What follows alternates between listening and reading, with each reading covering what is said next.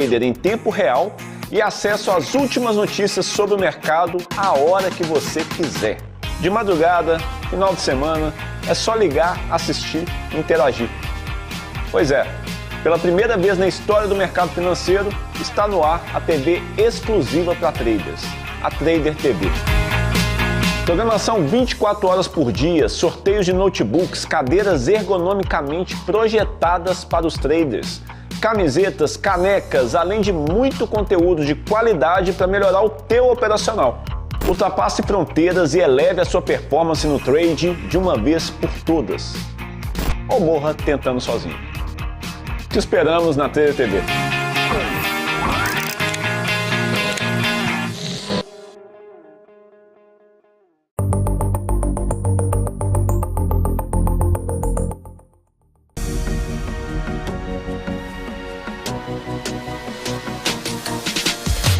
PMC News, informação que gera valor.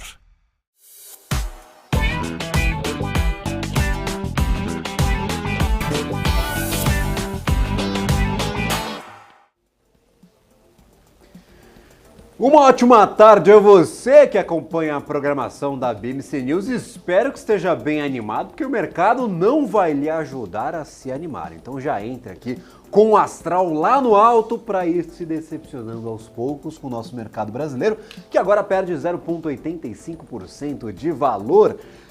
Nós estamos aqui com o Ibov bem no mais ou menos, a coisa não está muito legal aqui para o nosso Ibovespa. Vou usar o mouse para aumentar esse tempo gráfico aqui, tirar do 1 mês e entrar aqui na nossa variação diária, falando sobre, claro, o nosso principal índice acionário, 118.079 pontos nesta quarta-feira, dia 9 de agosto, dia de Palmeiras. Eu estou animado, apesar aqui do nosso Ibovespa não demonstrar reação. São 7 pregões consecutivos de queda para a nossa Bolsa de Valores. Como eu mencionava, 118.105 pontos, 0,83% de queda. O dia não está animado, se esperava uma reação positiva do Ibovespa, até uma neutralidade na cotação desses índices. No entanto, nós temos um resultado que não atrai aqui os investidores neste dia de pouca agenda. Tem pouca coisa acontecendo no planeta, mas o que está acontecendo não dá sinais positivos, não dá sinais animadores aqui para a nossa economia.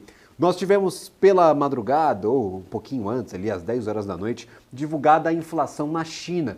A inflação diminuiu, caiu 0,3% no mês, o que não é interessante. Quando a gente olha para economias globais como os Estados Unidos, como a Europa, como o Brasil, a inflação é um inimigo a ser combatido. No entanto, para economias na Ásia, em especial o Japão e também a China, a inflação ela é estimulada para, claro, gerar mais circulação na economia, gerar mais consumo, dar, claro, uma sensação ali de avanço da economia, o que é estimulado pelo governo. A gente até toma a inflação como base para analisar se a economia está performando de forma agradável ou não aos olhos, claro, das economias internacionais. Não é boa notícia para a China. Para o restante do planeta pode sim ter um efeito deflacionário se a gente conseguir exportar um pouquinho dessa deflação tanto aos produtores pelo 10º mês consecutivo, mas principalmente aos consumidores. A inflação aos consumidores teve o primeiro dado negativo em 2 anos, desde fevereiro de 2021. Então essa foi a notícia que os investidores dormiram pensando,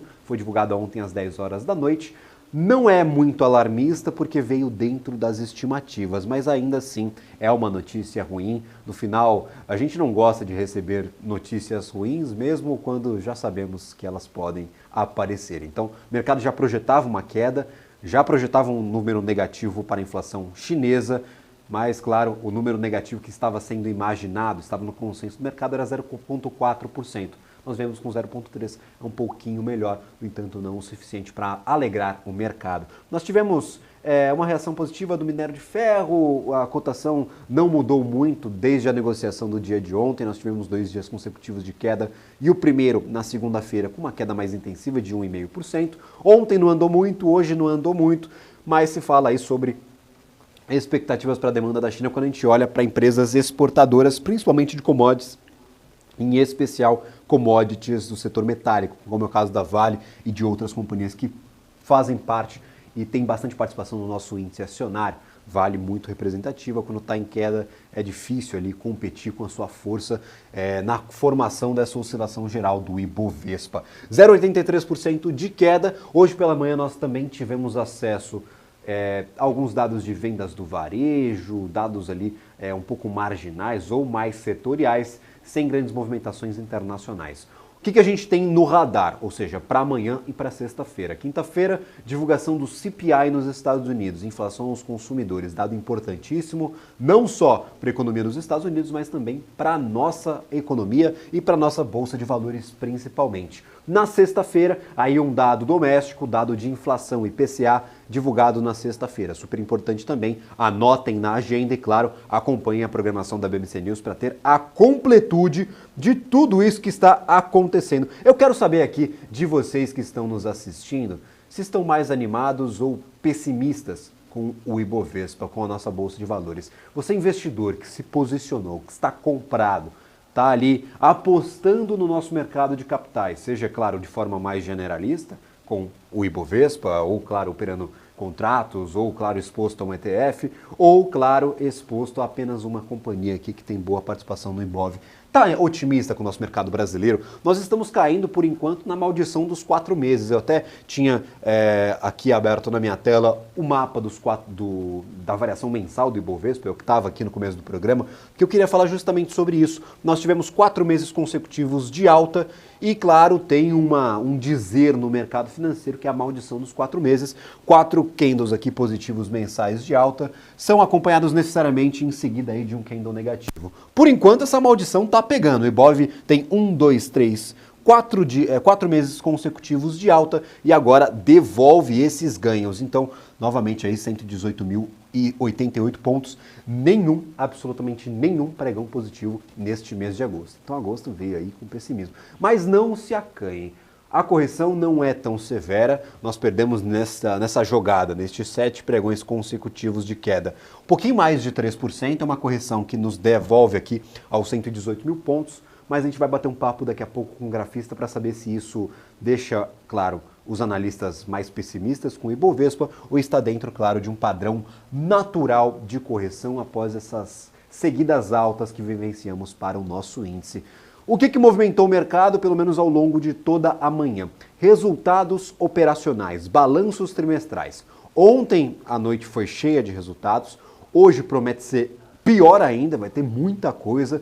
Se vocês ficarem bem quietinhos, dá para ouvir alguém chorando na redação da BBC News e em outras redações de jornalismo econômico, porque sim, é muito trabalho, muita companhia apresentando seus resultados trimestrais. De conta por cima aqui, eu já contei 30, mais de 30 inclusive, mais de 30 empresas vão apresentar seus balanços operacionais nesta noite. Então, bastante coisa para você, investidor, ficar atento. Fechou o mercado? A partir daí começa a nossa brincadeira. Você vai ter que acompanhar as empresas que já investem e se não investe em nenhuma delas, acompanhe principalmente os setores. Não invisto no varejo, não vou olhar outras empresas. Dá uma olhada em como está o resultado das outras companhias do varejo, porque a sua companhia pode estar sendo afetada, claro, por uma dinâmica setorial, ou seja, todos os resultados de varejo estão abaixo do que foi apresentado nos últimos anos, como é o caso, claro, do setor de siderurgia e mineração.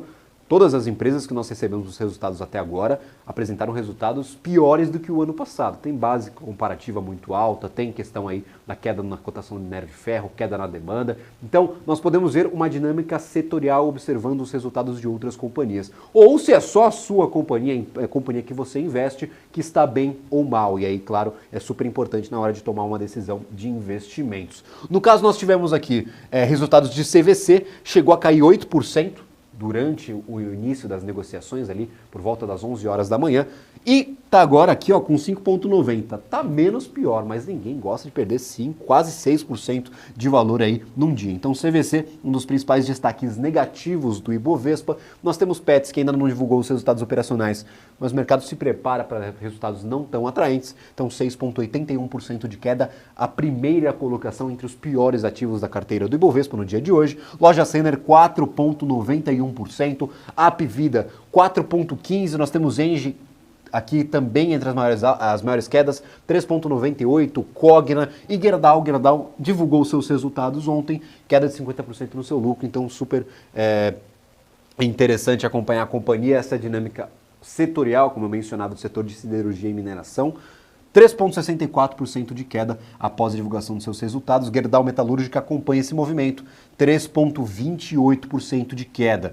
Quem cai também é Gol, apresentou ontem prévias operacionais para o mês de julho, mas os resultados também não tinham provocado uma grande movimentação na companhia, 3,28% de queda. No ano está aqui a 24,52% de alta ainda, mas está bem abaixo do que já negociou no passado, alguns meses atrás. Gol e Azul eram um destaque do Ibovespa, ali no topo das principais oscilações de 2023, positivas, e agora vai perdendo um pouquinho de força, 24% no ano. CSN Mineração, nós temos diversos ativos espalhados por aqui. A Braskem apresentou seus resultados operacionais, 2,05% de queda, agora em patamar negativo. Do lado positivo, quem que nós temos aqui dessa pequena faixa verdinha do nosso monitor de calor? Isso aqui era maior, gente. A gente estava mais otimista com o Ibovespa, mas ele foi se achatando aos poucos e quase todos os ativos entraram para o patamar negativo, inclusive corroborando para essa queda de 0,85. Nós temos aqui, ó, Pecar, Grupo Pão de Açúcar, TIM, Elet 6, Eletrobras, apresentou resultados interessantes, teve um pregão positivo no dia de ontem e hoje nós temos uma notícia que pode impactar positivamente a operação da companhia, que é a inclusão de Angra 3, talvez, no programa de aceleração, o PAC. Então nós temos aqui o PAC que deve englobar vários ativos de empresas que estão aqui na nossa Bolsa de Valores e aqui sim é super interessante nós ficarmos atentos a essas movimentações. O PAC não sei se vai ser aprovado ou não, em que termo será aprovado, o governo está tentando tirar 5 bilhões desses investimentos da nova regra fiscal que ainda não foi aprovada, então ainda há muito ruído político nessa história desse programa de aceleração. No entanto, claro, esses rumores, o mercado é feito de expectativa, quando a gente inclui o ativo, talvez, no programa de aceleração, nós temos esse resultado, claro, nas ações. Então, a Elet 6 já tinha um bom desempenho por conta do resultado e agora essa notícia sobre Angra 3 também impulsionando um pouquinho o ativo, ele aparecendo entre as principais oscilações positivas do dia. BPAC, o que está acontecendo com o BTG Pactual? Algumas casas apontando ainda neutralidade para o ativo, mas os resultados foram sim muito interessantes. Crescimento em todas as linhas de receita da empresa, em exceto, claro, a porção de banco de investimentos, de investment banking.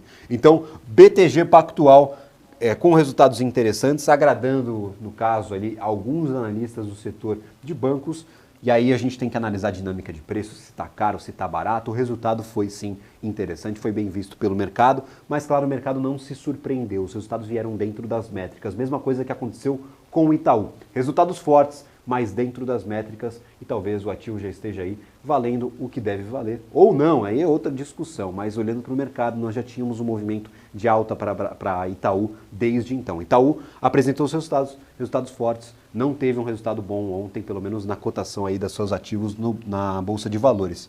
Contaminado ou não pelo exterior, aí é outra discussão, hoje continua em queda. Então, temos aqui BTG Pactual, BPAC 11 em patamar positivo, virou o sinal. BB Seguridade continua o movimento positivo, depois da apresentação dos seus resultados, teve um ótimo dia na segunda-feira, vamos ver como é que está agora, 3,57% de alta no mês, são poucos dias aqui deste nosso mês de agosto, no entanto, BB Seguridade com bom resultado. Quando a gente olha para o volume negociado, nós temos um Ibovespa dividido, mas muito mais negativo do que positivo. Vale 3 no topo, 0,58% de queda. Isso ajuda no movimento negativo do índice, por quê? Porque Vale estava em alta. As ADRs começaram as negociações antes aqui de abrir o mercado brasileiro em alta, de 0,4%. A Vale, na abertura do mercado, acompanhou essa alta ali, 0,4%, 0,5%, e agora vira para o negativo, Vale 3, 0,59% de queda. E Tube 4, 1,81%, continua o movimento de queda de ontem, sem grandes noticiários do setor e nem aqui da macroeconomia brasileira. Muito se esperava que o ativo fosse ter um resultado positivo nas suas negociações em Bolsa de Valores, no entanto, segundo dia consecutivo de queda após a apresentação dos seus resultados, que foram sim interessantes. TOTVS apresentou resultados mistos, teve redução nas suas margens, a companhia está passando por um processo de crescimento, ou seja, gastando muito recurso para adquirir outras empresas e desenvolver, claro, crescimento orgânico, pesquisa e desenvolvimento, aplicar CAPEX na sua operação e, claro, tem as dores do crescimento. Os resultados foram divididos, o mercado olhou ali com certo receio pelo que foi apresentado pela empresa para o segundo trimestre do ano e, claro, sem muito consenso. Foi mais negativo, foi mais positivo, o resultado foi dividido. TOTVS caindo 3,60% neste momento. E como eu mencionava, Bradesco novamente em queda, 1,62%, junto com B3, junto com Gerdau. Esses são os ativos mais negociados do dia. No lado positivo, Petri 4, Elet 3, BPAC e nós temos aqui 3R Petróleo. Agora em estabilidade, apresentou seus resultados, estava ganhando bastante valor no começo do dia, chegou a oscilar 4% em alta e agora estabilidade 0,5% de alta. PetroRio está quase encostando. PetroRio nem se mexeu, estava mais ou menos nessa oscilação, 0,3, 0,4, manteve a estabilidade, manteve o patamar positivo, acompanhando 3R que perdeu, devolveu esses ganhos da abertura do mercado. Para a gente entender um pouco mais sobre o que esses movimentos têm a nos dizer, eu gostaria aqui de contar com a participação de Raisson Silva, analista da carteira do investidor. Muito obrigado, Raisson, sempre um prazer recebê-lo por aqui. O prazer é todo meu, Gabriel. Muito boa tarde. O mercado ele continua naquela trajetória de correção, né? Depois daquela investida ali em cima de uma região importante de resistência, mas o contexto não está lá tão interessante, né? Então tem muita gente ainda esperando a continuidade de um movimento mais forte de alta, mas não é isso que o gráfico está apresentando para a gente, tá? O gráfico está mostrando cansaço, a gente tem um contexto um pouco mais nebuloso, Estados Unidos em processo de correção, a gente vê assim, agora a temporada, né, de resultados tentando dar algum fôlego, mas muito atento principalmente aos ativos voltados a commodity, porque o minério de ferro entrou num processo corretivo, né? Isso fomentado pelos dados ruins lá na China. A gente tem o petróleo, uma região muito importante de resistência. Essa região que o Brent testou agora, ele pode recuar um pouco, né? Porque é uma região que vem testando há bastante tempo. Então não é um momento, é um momento de atenção, né? Bastante cautela na ponta compradora, tá, Gabriel? Maravilha, eu gostaria de saber justamente sobre isso. A gente tem a maldição dos 4 meses. Eu escutei essa história e a hora que o mês de agosto começou, eu falei, não é possível, isso é lenda do mercado. Mas nós temos 7 pregões consecutivos de queda. A queda não é muito relevante, a gente não tem aquela correção absurda dos valores que eram negociados pelo Ibovespa, mas nós estamos de volta aqui aos 118 mil, sendo que há poucos pregões atrás nós negociávamos em 120, 121, até 122 mil pontos. O que tem a nos dizer esse movimento corretivo? Você mencionou que não há muita expectativa de alta, o Ibovespa começa a demonstrar cansaço. Mas quem está na outra ponta, esperando ali para vender Ibovespa, para operar vendido, não quer ali Ibovespa de forma alguma, já tem essa convicção na queda ou esse movimento ele dá muito mais dúvidas do que essa certeza de ir para lá ou ir para cá? Você mencionou um pouco sobre isso na sua primeira participação, aí, na sua primeira resposta, mas eu gostaria de saber, olhando para o gráfico, o que a gente consegue tirar de informações do Ibov. Vamos lá, deixa eu compartilhar a tela aqui. Já vai direto aqui para Maravilha. O nosso gráfico do nosso querido Ibovespa, né? Então, assim, o que a gente está vendo, né? Na ponta vendedora, para quem quer começar a vender, a dificuldade aqui é que a gente tem pela frente muitos obstáculos. É isso, muitos obstáculos. Eu tenho como alvo, desde que ele começou o processo corretivo, o retorno dessas regiões dos 116.500, ou seja, ele já está próximo disso, sendo negociado no 118, já está próximo dessa região. Na análise técnica, a gente comenta muito que isso, a gente não trabalha pontos específicos, né? Sim, regiões aqui onde a gente tem maior liquidez aqui no mercado. Então, essa região dos 116.500 é meu alvo de correção. Acho que para entrar em vendas, né, você tem que ser muito seletivo nesse momento, porque o mercado, quando ele começa a se aproximar dessas regiões de suporte, ele atrai interesse comprador, né? Chama a atenção para o lado mais negativo para o Ibovespa também a saída de capital estrangeiro da Bolsa, né? A gente está vindo de uma sequência muito forte, se eu não me engano, passou dos 4 bilhões nos últimos 5 dias. Então, assim, é um momento de cautela, mas para venda a gente não vê tanto downside por conta dessas regiões de suporte aqui. Então, o que eu estou desenhando aqui, né? Se eu fosse desenhar um cenário mais provável diante dessa estrutura de mercado, né? Seria um teste dessas regiões, do 116 aqui, 500. Infelizmente perdemos aqui o contato disso. com o Raisson, mas claro... não, Raisson, por favor, Voltou? fique à vontade. A gente conseguiu retomar aí o contato, por favor. Opa, perfeito. Então eu estava falando, né, que a gente não tem tanto downside assim para o mercado avançar na queda por enquanto. Infelizmente perdemos a conexão de vez com o Raisson. A gente vai continuar aqui o nosso giro de notícias e trazendo, claro, essas contribuições aos pouquinhos. Eu sempre gosto de utilizar a ferramenta do gráfico para a gente ter, claro, essa dinâmica de preços de forma um pouco mais visual. Tem os especialistas que conseguem analisar esses movimentos do mercado. Eu sou um mero jornalista, mas eu sempre gosto aqui de apontar algumas particularidades nestes gráficos observados no Profit Pro da Nelogica. Eu não aproveito todas as funcionalidades dessa grande ferramenta, dessa grande plataforma que é o Profit Pro, mas claro, sempre trazendo aí informações que são muito relevantes para você, investidor. Eu mencionava esse movimento de CVC, 5,90% de queda, o ativo sendo bastante penalizado depois da apresentação dos resultados, realmente nada animadores.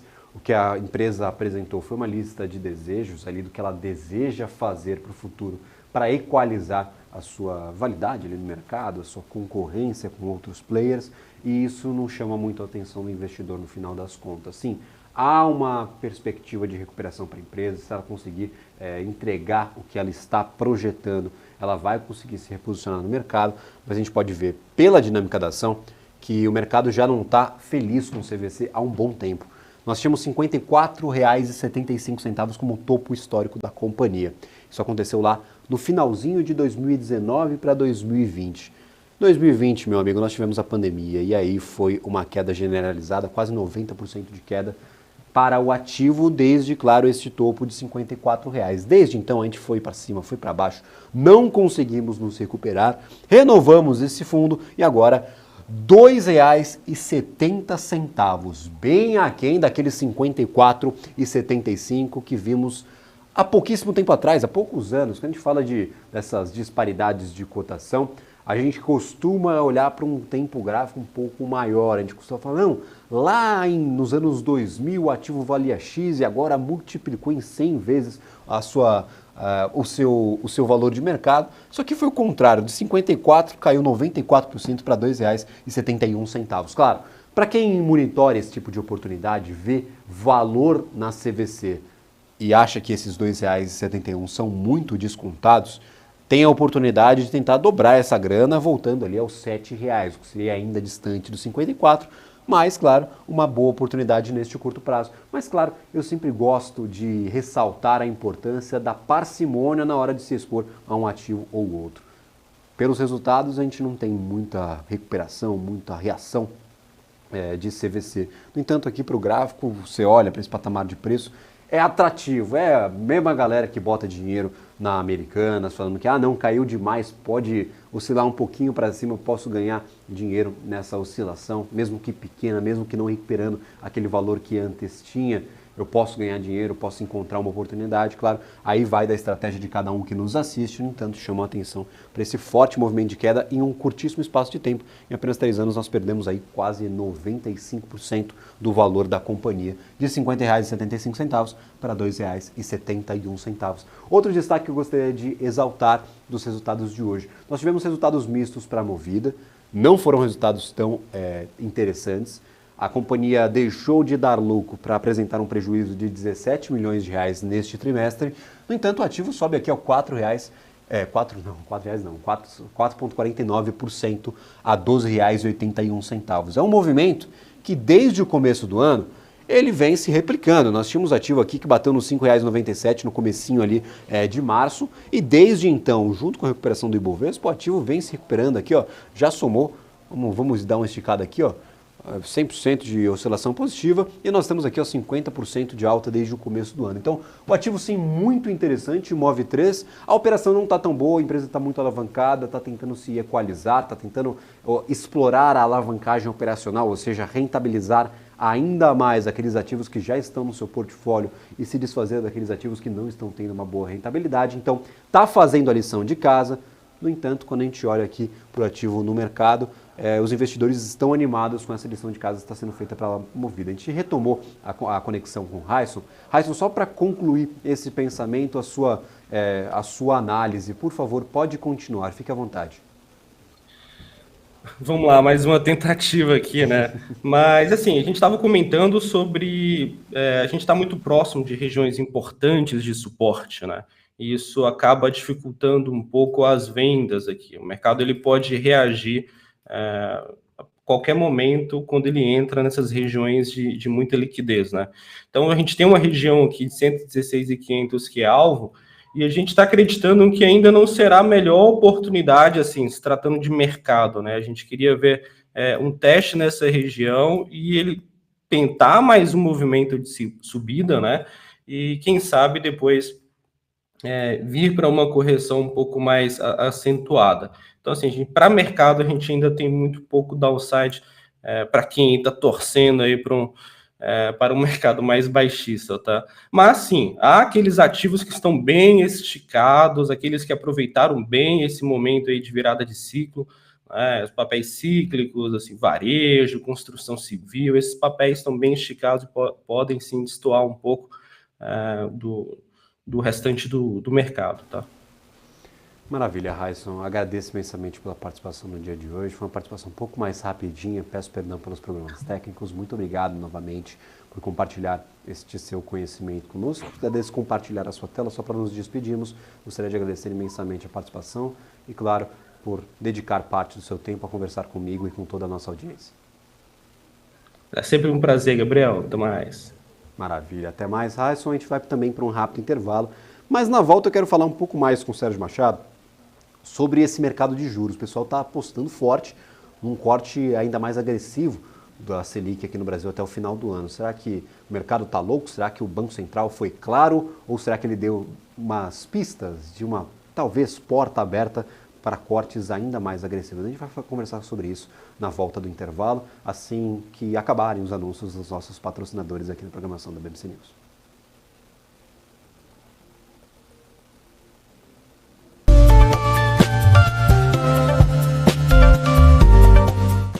O que impacta a economia e o mercado global. Aqui no BMC News você acompanha em tempo real a abertura do mercado e todas as movimentações do mundo dos investimentos. Notícias acompanhadas de opiniões de grandes especialistas para ajudar você na melhor tomada de decisão na hora de investir. Eu, Paula Moraes, estarei com você de segunda a sexta, às 9h30 da manhã, no BMC News. BMC News. Informação que gera valor. Conheça a Brasil Paralelo, o único streaming que oferece uma experiência completa, que começa antes de cada filme com a sinopse em vídeo e continua depois que os filmes acabam com as análises e podcasts sobre o que acabou de assistir. Somos o grupo de comunicação que produziu Brasil, a Última Cruzada, a série de história que mudou a forma do brasileiro olhar para o seu passado. Junte-se às mais de 600 mil famílias que assinam a BP. Entre no site brasilparalelo.com e faça sua assinatura. COI, você sabe o que eles são? Esse é o tema do BMC Explica de hoje.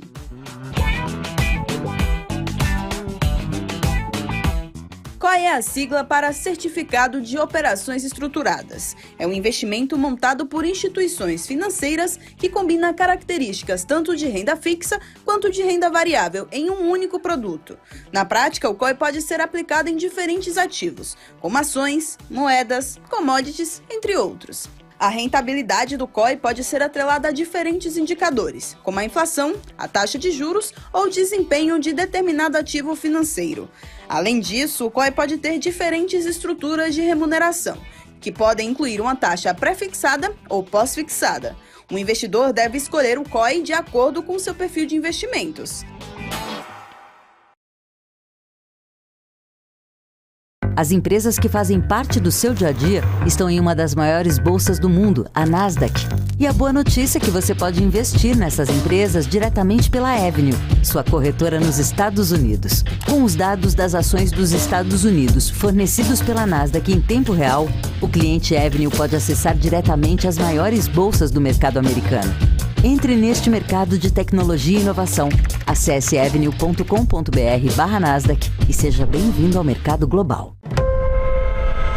A minha vida foi e é marcada por grandes histórias. Olha o gol, olha o gol, olha o gol. Depois dessa curva, vem pra vitória. Sonhos, objetivos, Aí vem ele. conquistas. Prepare o seu coração. Tive o privilégio de narrar e contar algumas delas, Na ponta dos dedos. vibrar com elas. Me chamam de narrador de emoções. Faça a festa. Mas, na verdade, eu narro escolhas. Vem pra reta. Escolhas que se tornam vitórias. É hoje. Escolhas de quem fez história. É do Brasil, o Brasil inteiro. Escolhas que mudaram vidas, inclusive a minha. Por isso, eu escolhi a EQI Investimentos, o parceiro que me orienta na hora de investir e que me dá autonomia para conquistar meus objetivos. E você, que tal começar a investir nas suas escolhas? EQI Investimentos. Invista em suas escolhas. A minha vida foi e é marcada por grandes histórias. Olha o gol, olha o gol, olha o gol. Depois dessa curva, vem pra vitória. Sonhos, objetivos, Aí vem ele. conquistas. Prepare o seu coração. Tive o privilégio de narrar e contar algumas delas, Na ponta dos dedos. vibrar com elas. Me chamam de narrador de emoções. Faça a festa. Mas, na verdade, eu narro escolhas. Vem pra reta. Escolhas que se tornam vitórias. É hoje. Escolhas de quem fez história. É do Brasil, o Brasil inteiro. Escolhas que mudaram vidas, inclusive a minha. Por isso, eu escolhi a EQI Investimentos, o parceiro que me orienta na hora de investir e que me dá autonomia para conquistar meus objetivos. E você, que tal começar a investir nas suas escolhas? EQI Investimentos. Invista em suas escolhas.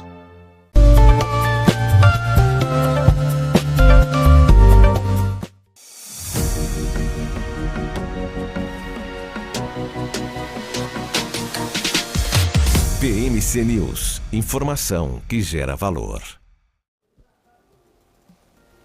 Estamos de volta com o BMC Stock, informações em tempo real sobre o mercado financeiro brasileiro e internacional. Eu não quero ser o portador das más notícias. Mas o negócio hoje está feio, gente. A gente tem aqui a maior parte dos ativos da carteira do Ibovespa em queda, uma pequena faixa de dissidentes aqui, da resistência, ganhando valor um pouquinho, mas claro, esse movimento negativo chama a atenção em um dia pouco movimentado, sem grandes agendas macroeconômicas. Os dados eles ficaram concentrados para o final da semana, então CPI amanhã, PPI nos Estados Unidos na sexta-feira e o IPCA brasileiro também na sexta. Então, esses dados eles ficaram achatados para o finalzinho da semana. Hoje, que parecia que as coisas elas seriam um pouco mais calmas, nós temos uma queda de quase 0,8%. A gente chegou a bater ali no 0,8%, 0,9%. Então, sim, uma oscilação interessante para o Ibovespa, voltando aos 118.166 pontos. Por que eu falo interessante? Porque todos os fatores indicavam para um dia um pouco mais tranquilo. A Europa fechou no positivo, estava até ganhando um pouco mais de valor, acima de 1% alguns índices durante a manhã. Então, no pré-mercado, o investidor estava um pouco animado. Estados Unidos, todos os índices futuros, antes da abertura das bolsas, estavam em patamar positivo. Então, esse sentimento ele estava sendo criado no investidor. Mas, claro, a partir da abertura do mercado, tudo muda, tudo pode mudar, os papéis entram em jogo e, claro, tanto os Estados Unidos quanto o Brasil quebraram as expectativas. Os Estados Unidos, que os índices futuros estavam em positivo, viraram para o negativo, inclusive trazendo essa atualização em tempo real. Nós ainda temos os três principais índices no vermelho, Dow Jones 0,3%, quase 0,4% de queda, S&P 500 0,5% e Nasdaq 0,95% também de queda. Ontem nós tínhamos uma pressão por parte dos bancos. A Moody's revisou a classificação de riscos ali para créditos de 10 instituições financeiras. Elas eram de tamanhos de médio a pequeno. No entanto, ela indicou que revisaria a nota de crédito de grandes instituições financeiras lá nos Estados Unidos. Então isso deixou, tá claro, o investidor um pouco preocupado. Ontem nós tínhamos um movimento negativo. Hoje tivemos dados de inflação da China que vieram dentro das estimativas, mesmo que ruins, e nós, claro, tivemos essa virada no mercado norte-americano que acabou impactando também aqui no nosso mercado brasileiro. Até que a gente não tem muito motivo para ficar animado com o mercado brasileiro, pelo menos olhando para esses ativos, pelo menos olhando para os resultados que foram apresentados ontem, a maioria, se não dentro das estimativas, um pouco decepcionantes. Nós temos aí 118.184 pontos. Como é que está o dólar futuro, contratos de dólar comercial futuro?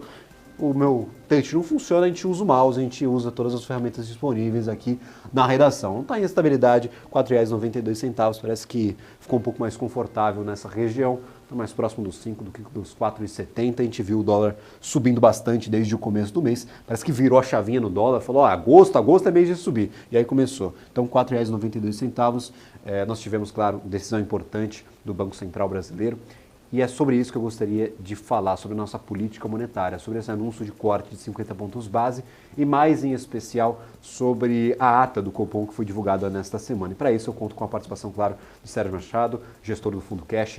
Sérgio, é sempre um prazer conversar contigo. Muito obrigado por aceitar o nosso convite e, claro, participar aqui na programação da BMC News.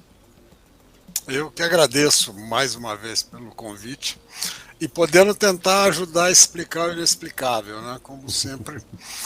Apesar do que, né, o mercado ele às vezes parece muito estranho, mas se você prestar um pouco mais de atenção, vai ver que ele não é tão estranho assim, né? Então você bem falou, teve uma redução da taxa Selic, já totalmente esperada, né? Então, o que houve no último momento foi que teve um corte maior do que era o consenso no dia anterior.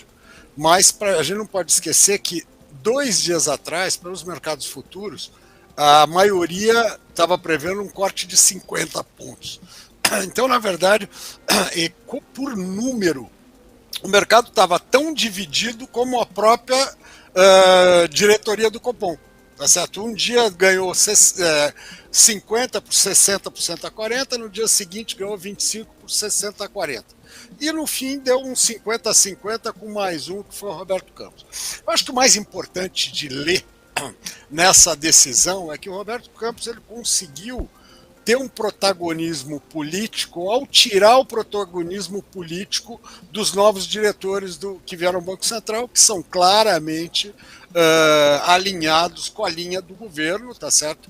Muito mais, uma coisa muito mais solta, né? A gente tem que ver que o PT, no seu passado recente, teve uma atuação direta no Banco Central, com resultados assustadores, que foi uma crise que a gente teve a maior crise, tanto de crescimento como de inflação, justamente por uma política irresponsável. Então, eu acho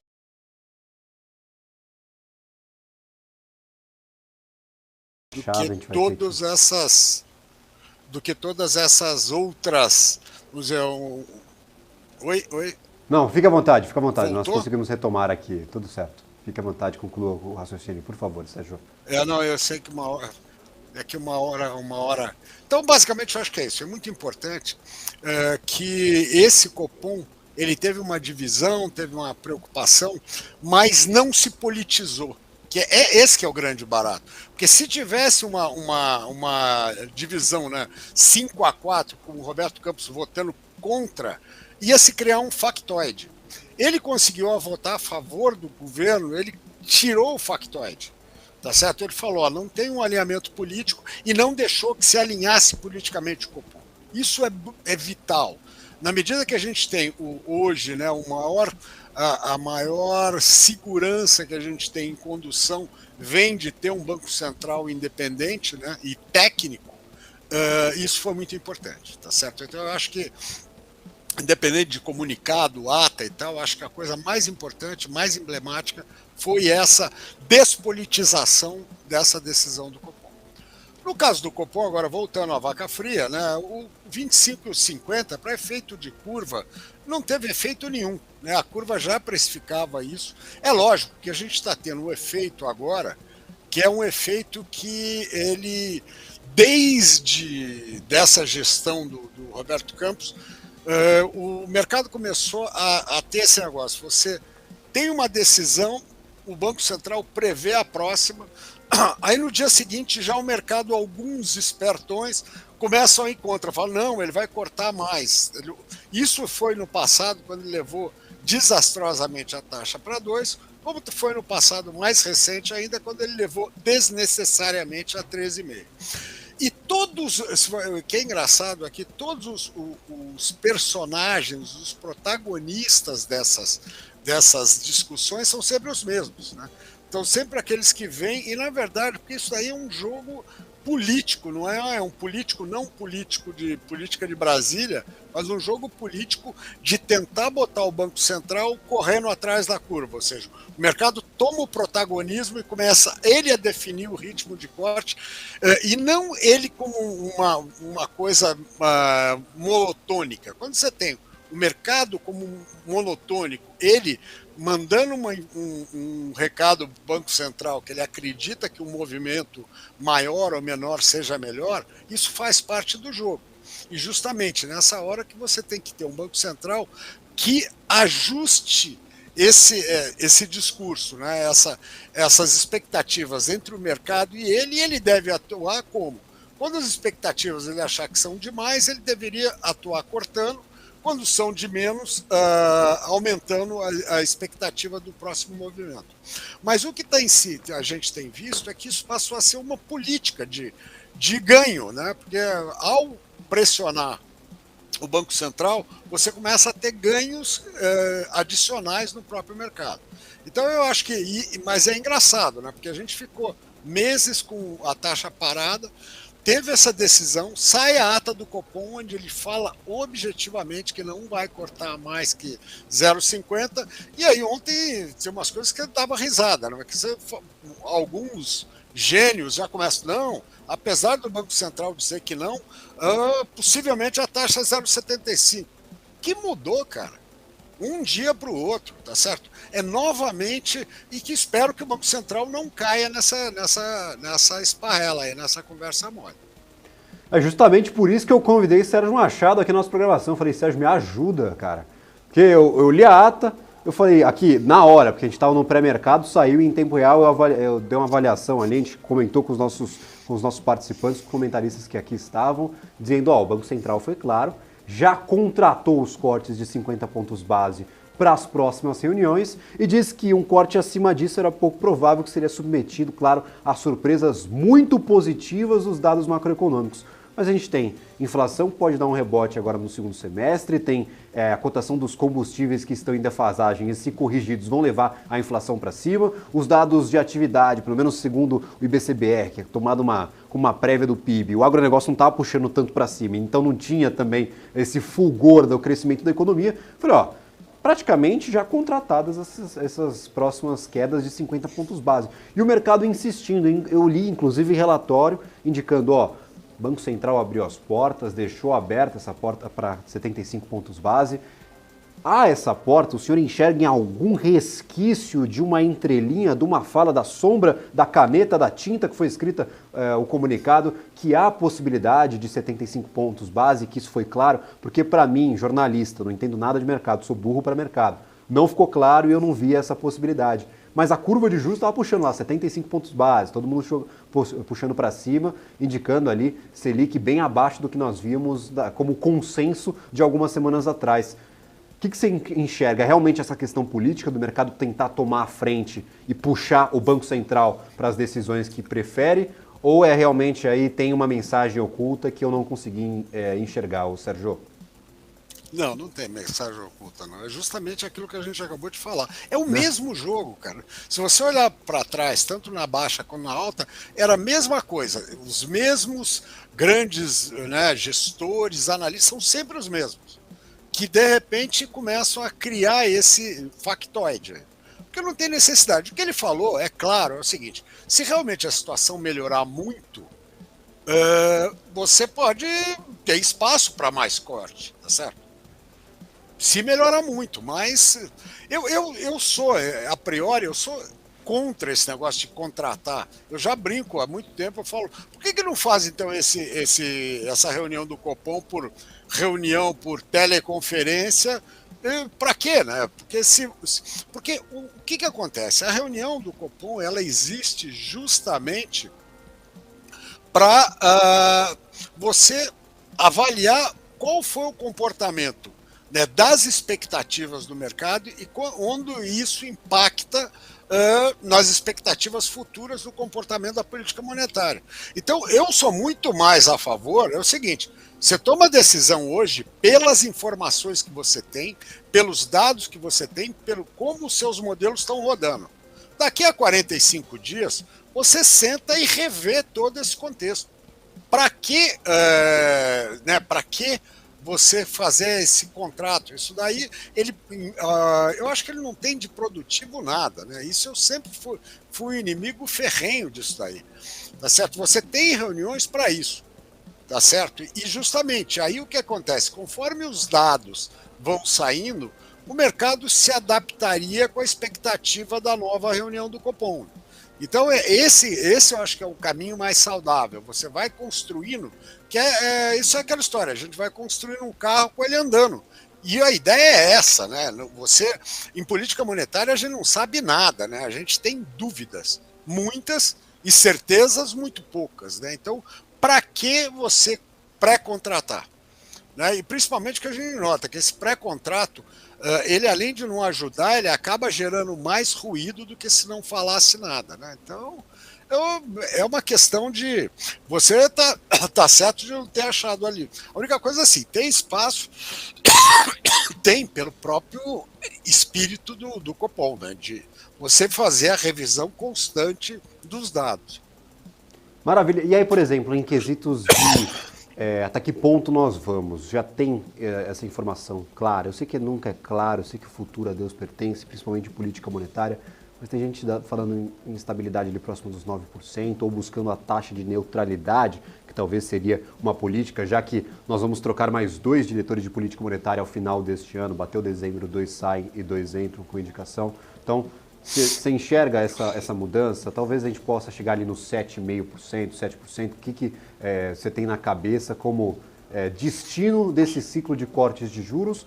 Ou a gente não tem como traçar essa perspectiva ainda? Então, tem, né? Tem já gente falando em 7,5%, eu acho que por enquanto a gente não tem direito de ter 7,5%. Porque uma coisa que ele não pode esquecer é que hoje, você vê que subliminarmente, o que a gente está vendo é assim, o tal do arcabouço fiscal tá na lama, ele não saiu para lugar nenhum. O tal da reforma tributária é um monstrengo, que eventualmente sobre aquele discurso que é melhor nada, alguma coisa do que nada, eu não sei não, às vezes é melhor você não ter nada, tem uma zona, a gente paga demais uma zona, mas se você cria uma reforma que teoricamente simplificaria, ela além de não simplificar, eventualmente ela aumenta a carga tributária e dependendo do setor, né, serviço, pode aumentar, né, maciçamente, eu acho que por isso, e isso é uma das coisas que eu acho que também reflete nesse comportamento da Bolsa que você está vendo aí. Você nota que a Bolsa ela passou a não ter mais um viés interno positivo. Ela está caindo há 7 dias, está muito em cima do comportamento externo. Né? Então a gente hoje, e falaram aquela coisa, não, cortou a Bolsa, agora então Bolsa é 130, quem não tem Bolsa é louco. Eu falei, calma. A Bolsa já andou um monte de abril para cá, em cima de uma melhora de expectativa, né? Porque, na verdade, eu acho que a grande diferença do começo do ano para cá é que no começo do ano as expectativas eram horrorosas, né? Era um discurso agressivo e tal. E depois, com o Haddad, vamos dizer, a gente viu mais pragmatismo. Então, ficou muito melhor do que se esperava, mas ainda é pior do que poderia ser o bom. Então, eu acho que assim, gastamos um pouco de pólvora já nessa parte. Precisamos ter agora dados positivos para dar uma incentivada. Eu acho que eventualmente Bolsa tem espaço, essa continuidade de queda de taxa, ela gera um efeito, porque são duas coisas. Uma coisa você fala assim, o cara que toma dinheiro médio e longo prazo, para ele a taxa já caiu. Ele já está tomando dinheiro com 9%, 8% na ponta, tá certo? Agora, esse é a grande empresa. Na verdade, o Brasil, o peso das médias e pequenas, ele na geração de emprego é 70%. E esses caras, o que acontece? Esses caras não têm crédito. O crédito que eles têm, eventualmente, não é crédito de duplicata, é crédito de recebível. E o crédito recebível, que é um crédito curto, esse não recebeu ainda a vantagem da taxa do juro alto, do juro baixo, tá certo? Porque ele ainda está pagando 13,25 para um mês, 12,90 para 2 meses, ainda é caro. Então, esse efeito a gente vai ver gradualmente ele se instalando e isso é positivo para o país. Maravilha. Sérgio, eu gostaria de agradecer imensamente a participação no dia de hoje, tirando algumas dúvidas, gerando outras, porque afinal a gente não tem certeza de nada nessa vida, principalmente quando a gente fala de política monetária. Muito obrigado pela participação, seja sempre muito bem-vindo ao BMC News. Eu que agradeço. Um abraço. Maravilha. Nós temos uma série de resultados a serem divulgados, alguns que já foram, e claro, um dos principais setores que são impactados pela queda de juros, talvez, aqui no Brasil, e aí eu tenho minhas dúvidas se isso já está sendo refletido, se já foi refletido, já teve o efeito que era esperado para ser agora, é o setor de varejo. Eu gostaria de convidar Nils Tahara, da lista da Eleven Financial, aqui à nossa tela também, para conversar um pouco sobre o setor de varejo. Eu tenho algumas dúvidas, Nils, eu tenho justamente algumas dúvidas. Nós temos alguns resultados que foram aquém do esperado. Em especial, nós temos uma ação aqui que caiu e despencou no dia de ontem, perdeu bastante valor, que foi a ação do grupo SBF. SBF despencou ontem, caiu mais de 20%. Eu não estou conseguindo selecionar aqui no meu telão, porque eu sou um idoso confuso com a tecnologia, mas SBF aqui, ó, em 2 pregões consecutivos de queda, somando quase 25% de desvalorização. Os resultados foram tão ruins assim ou o mercado que está muito apreensivo, Nilson? Opa, boa tarde, obrigado mais uma vez aí pelo convite, né, um prazer estar aqui na BMC.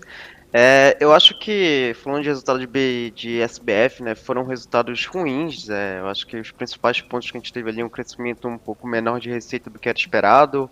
Quando a gente olha para a parte do digital na operação de Centauro, ela acabou caindo ano a ano, né, principalmente porque eles estão focando mais na rentabilização, isso gera uma preocupação de crescimento para frente, porque eles, sem aquele cenário promocional, né, onde as empresas estão fazendo muitos investimentos em marketing para atrair clientes, talvez o crescimento do digital não seja o quanto a princípio esperava-se, né? E quando a gente olha ainda para as lojas também, uma dinâmica de same-store sales bem fraca, refletindo um cenário desafiador, também é um segmento que sofre bastante com o cenário macro. E na parte de físia, né, da operação da Nike, crescimento interessante de receita, mas tiveram ali o aumento de algumas despesas. Mas acho que o que realmente chamou a atenção assim, de forma negativa no resultado foi um aumento relevante de estoques que a companhia teve, né? Isso também acabou aí afetando o endividamento, né? Afetando a geração de caixa e a alavancagem financeira, ela foi ali para 3,3 vezes dívida líquida EBITDA ex-IFRS, né? Sem os efeitos ali do arrendamento, e subiu bastante ano contra ano, né? E um outro ponto é que, e aí eu acho que vem também uma questão que o mercado ficou olhando bastante, que eles já não tinham cumprido o guidance, né, do ano passado. As expectativas estavam um pouco desancoradas, acho que a comunicação da gestão não foi muito clara no que ia ser entregue e o que foi feito basicamente, eu acho que teve um erro de compra de estoques no ano anterior, né, eles fizeram muitas compras, isso aumentou o nível de estoques e agora para corrigir isso eles estão fazendo um markdown, né, uma remarcação para baixo dos preços num ambiente mais promocional para baixar esse nível de estoques. Então isso também vem afetando bastante a geração de caixa e a rentabilidade da companhia, mas acho que essa desancoragem de expectativas aí, eu suspeito que fez muita gente que estava no case ainda apertando o botãozinho ali e meio que dando uma última chance, né? Acho que assim, pelo histórico recente aí principalmente de entregar o que foi sinalizado, a empresa perdeu o benefício da dúvida, né? Acho que agora ela tem que primeiro mostrar realmente que ela é capaz de executar para que depois o mercado realmente aceite esses resultados e volte aí a olhar o case com um interesse maior, né? Eu acho que mais do que o resultado em si foi isso que ocasionou aí a queda das ações. Quando eu recebo algumas empresas por aqui no nosso BMC Business, lembrando o programa de terça e quinta às 10 horas da noite, que conversa com os CEOs e CFOs das principais companhias do Brasil, nas nossas conversas prévias a gente fala sobre perspectivas, falamos sobre o momento da empresa. O executivo já vem e falou: Gabriel, não me pede guidance, pelo amor de Deus, porque justamente é um compromisso que ele está assumindo com seus investidores. Quando o mercado faz projeção, é uma coisa. Não, os analistas esperam que o resultado venha desta forma. Agora, quando a empresa promete um resultado ao final do ano, é uma história completamente diferente. Justamente essa quebra de confiança com o não cumprimento de guidance é uma questão muito séria, principalmente questão aí de visibilidade da empresa, de confiança da companhia frente aos seus investidores. Nils, grande tese, todo mundo virou trader falando, ó, varejo vai explodir, juros vai começar a cair, vai ser o mês do agosto aqui para o mercado de varejo. Se o pessoal puder jogar na minha tela aqui completa, eu não estou enxergando isso não, esse aqui é o gráfico mensal do varejo, monitor de mercado. 13, 12, nós temos aqui, ó, Via, Pets, Guararapes, Magazine Luiza caindo 10, Natura caindo 6. O último resquício aqui, o dissidente é C&A. C&A está com 0,7, se não me engano, de oscilação positiva e estabilidade no mês de agosto. Claro, são 9 dias, não dá para tomar como base para o mês completo. No entanto, o que está frustrando aqui? Todo mundo estava animado demais e apostava demais na queda de juros, que não tem efeito imediato, a gente sabe disso. Ou aquela história de compre no ato, venda no fato. Agora que os juros caiu, a gente sai do varejo, a gente vai embora. Como é que funciona essa relação, Nilson? Eu entendo que nesse primeiro momento a gente tem, assim, a maioria das empresas de varejo, elas são afetadas de duas formas, né, principalmente. A mais técnica, que eu acho que é a queda no custo de financiamento. Muitas dessas empresas estão bastante alavancadas, né? E na questão de demanda e principalmente de crédito, né? O crédito está diretamente relacionado ao varejo. Então, acho que essa primeira pernada que as ações tiveram, ela está muito mais relacionada ao movimento macro mesmo de queda de taxa de desconto e de custo da dívida, né? Que acaba afetando o valuation das empresas. E daqui para frente, acho que essas ações devem se mover mais com o que elas entregarem de resultados, né? Acho que o micro vai se sobressair um pouco mais. Acho que um bom exemplo disso foi a própria SBF, né? Também era uma ação que vinha performando bem, muito bem, por essa questão macro, né, de queda de taxa de juros e querendo ou não, quando a gente olha para frente, essa queda ela também acaba melhorando as projeções de resultados futuros, né? E quando a gente fala de valuation, a gente está sempre olhando para o resultado para frente, mas querendo ou não, os resultados que já passaram e que estão acontecendo agora, eles influenciam nas expectativas, né? E eu acho que o que as empresas estão entregando hoje vai influenciar principalmente nas expectativas, porque realmente, como tu bem falaste, né? Essa queda ainda deve demorar a fazer efeito lá na ponta, né? A demanda ainda está sofrendo bastante. A gente deve ter uma melhora no segundo semestre, mas ainda gradual, né? Lenta e com a ajuda também de uma base de comparação do segundo semestre de 2022 que já era mais fraca, né? Então isso deve contribuir para os crescimentos, para os números percentuais, né? Mas assim, a maioria dos setores ainda está sofrendo bastante. Eu acho que para vestuário, se a gente excluir aí as empresas que atuam lá na faixa de renda, nas faixas de renda mais altas, que são mais resilientes, as empresas tiveram um resultado bem, quem já reportou, né, a loja de teve um resultado bem ruim. Tem apresentado alguma tendência, mas acho que ainda é muito lenta aí comparada até com que as ações performaram mesmo no ano. Então acho que foi um movimento muito mais macro do que micro, e daqui para frente, apesar a gente já está com uma expectativa aí de melhora gradual, acho que isso deve acontecer com mais força realmente só no ano que vem, né? Que a gente ainda está com uma taxa de juros alta aí, né? Se considerar aí para o final do ano, acho que as projeções estão em torno de 12,5%. 12,25, alguma coisa assim, ainda é uma taxa muito restritiva, principalmente para o crédito. E as famílias ainda estão muito endividadas, né? Elas precisam desses alívios aí para consumir esses produtos, principalmente discricionários, né? A gente já viu o setor, até o setor alimentar nesse trimestre, ele sofreu um pouco mais com demanda, teve que ter um ambiente mais promocional, também teve a questão da concorrência, mas se o que não é discricionário já estava sofrendo, imagina o que é discricionário, né? Então, acho que são alguns pontos aí que a tendência de melhorar, né? Eu acho que a inadimplência do que os bancos têm mostrado aí já está mais próxima de um topo. E essa queda na taxa de juros deve também ajudar a aliviar aí, mas de forma gradual e lenta, né? Mas acho que é esse mais ou menos o panorama aí para essas empresas, né? Começar a olhar mais para o micro e o que elas estão entregando realmente de resultado e o que elas vão entregar daqui para frente. Maravilha. Nils Tahara, analista da Eleven Financial, seja sempre muito bem-vindo à nossa programação. Agradeço imensamente. Muito obrigado, abraço. Valeu. Eu vou ficando por aqui também, já entrego o programa ao nosso BMC Market, que começa depois do intervalo, apenas com uma última atualização do Ibovespa, trazendo esses dados do Ibov, que neste momento está com 0,78% de queda aos 118.163 pontos, consolidando talvez o 7º dia consecutivo de queda, nenhum pregão positivo no mês de agosto aqui para o nosso Ibovespa. Eu vou ficando por aqui, um abraço para vocês, eu volto mais tarde na nossa programação. Tchau, tchau.